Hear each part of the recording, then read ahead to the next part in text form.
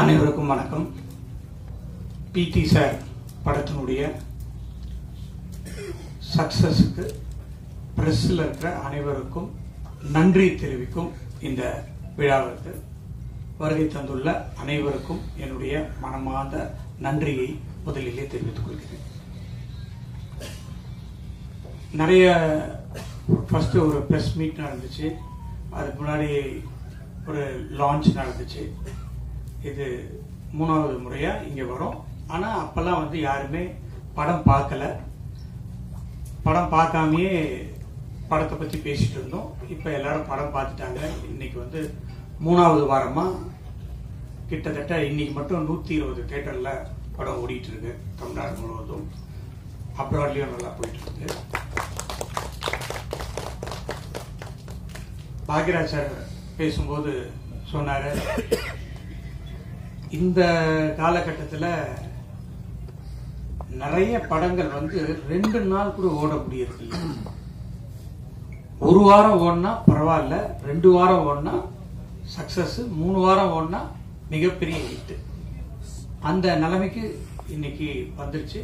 அதுக்கு சார் சொன்ன மாதிரி நிறைய சேனல்ஸ், ஓடிடி இந்த மாதிரி பிளாட்ஃபார்ம்லாம் வந்ததுனால 50 நாள் எனக்கு கூட பிடி சார் படத்துக்கு 50வது நாள் கொண்டாடணும்னு ரொம்ப ஆசை.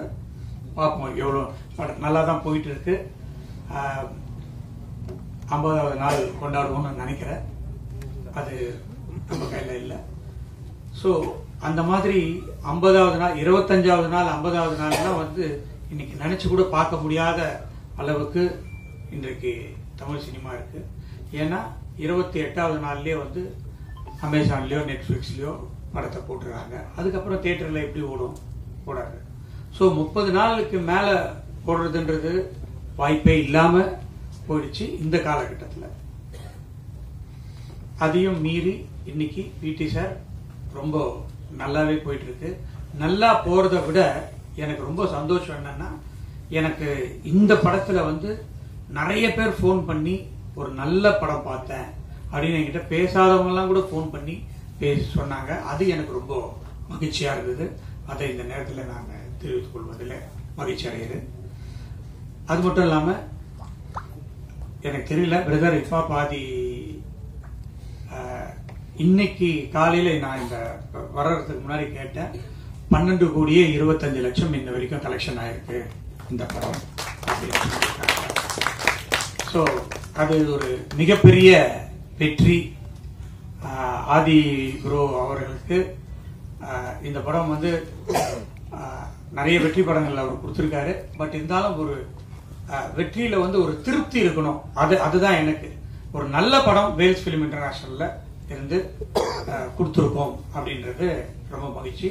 அதற்கு காரணம் கார்த்திக் இயக்குனர். நீங்க எல்லாரும் படம் பார்த்துருப்பீங்க.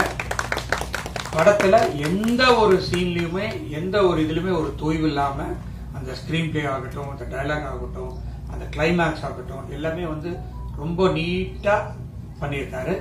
ஒரு சிறந்த ஒரு இயக்குனரா வர்றதுக்கு அவருக்கு நிறைய வாய்ப்பு இருக்கு. அது வேல்ஸ் பிலிம் இன்டர்நேஷனலே கொடுக்கும் அப்படின்றத இந்த நேரத்தில் நான் தெரிவித்துள்ள ரொம்ப மகிழ்ச்சி.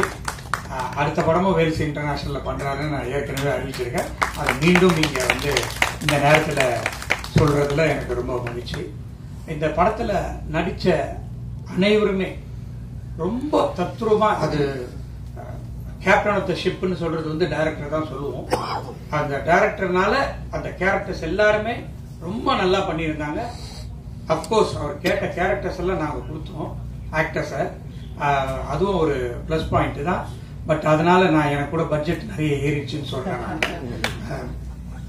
டைரக்டர்களுக்கெல்லாம் கொஞ்சம் சொல்லிக்கிறதுக்கு இதுதான், இந்த மேடை தான் கரெக்டா, நிறைய எல்லாம் செலவு பண்ணாதீங்க, சிக்கனமா படம் எடுங்க, நல்ல படம் எடுங்க அப்படின்றது தான் என்னுடைய வேண்டுகோள். இந்த படம் ஒரு நல்ல படம், சிக்கனமாவும் எடுத்துருக்கிறோம். ஆர்டிஸ்ட்லாம் நிறைய வந்தவொடனே அது பெரிய படம் ஆயிடுச்சு. முனிஷ்காந்த் சார் வந்து ஃபர்ஸ்ட் ஹாப்ல வருவாரு, ரொம்ப நல்லா காமெடி பண்ணிட்டு போவாரு. அதே மாதிரி பாண்டியராஜன் சார், தியாகராஜன் சார் ரொம்ப நல்லா நடிச்சிருந்தாரு. இளவரசி சார் சொல்லவே வேணாம். எல்லா பத்திரிகையிலும் அவரை பத்தி எழுதாத பத்திரிகையே கிடையாது. நான் உண்மையிலேயே இந்த படத்து ரிவ்யூ தான் நான் இது வரைக்கும் நான் ரிவ்யூ எல்லாம் படிக்கவே மாட்டேன். பட் இந்த படத்துல என்னதான் எழுதியிருக்காங்க அப்படின்னு பார்த்தேன். எல்லாருமே ரொம்ப நல்லா எழுதிருந்தீங்க. உங்களாலதான் இன்னைக்கு இந்த படம் இந்த அளவுக்கு ரீச் ஆச்சு. அதுக்கு இன்னொரு முறையும் நான் உங்களுக்கு நன்றி சொல்ல கடமைப்பட்டிருக்கேன்.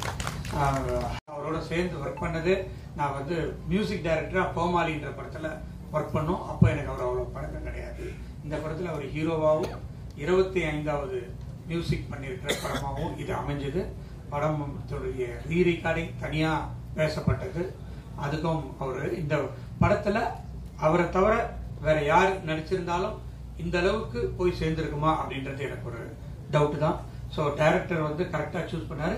அவருக்கு கொடுத்த பாத்திரத்தை அவர் ரொம்ப பிரமாதமா பண்ணி இன்னைக்கு சக்சஸ் காணதுக்கு காரணம் ஆதி ப்ரோ. ப்ரோ நம்ம நிறைய படம் பண்ணணும் ப்ரோ. பாக்யராஜ் சார் வந்து கிளைமேக்ஸ்ல வந்து ஒரு கலக்கிட்டு போயிடுவாரு. நான் கூட கேட்டேன் டைரக்டர், பாக்யராஜ் சார் பெரிய ஆர்டிஸ்ட் வேணுமான்னு. இல்லை சார் அவர் வந்தாதான் சார் இந்த கிளைமேக்ஸ் நிற்கும் அப்படின்னாரு. இல்லைப்பா எனக்கு ரொம்ப வேண்டப்பட்டவர், நானே பேசிடுறேன், ஒன்றுமே பிரச்சனை இல்லை, வந்து பண்ணிடுவாருன்னு சொன்னோம். அதே மாதிரி வந்து பண்ணி அந்த கிளைமேக்ஸை தூக்கி கொடுத்தாரு பாக்யராஜ் சார். கேமராமேன் ரொம்ப அழகா நல்லா பண்ணியிருந்தாரு.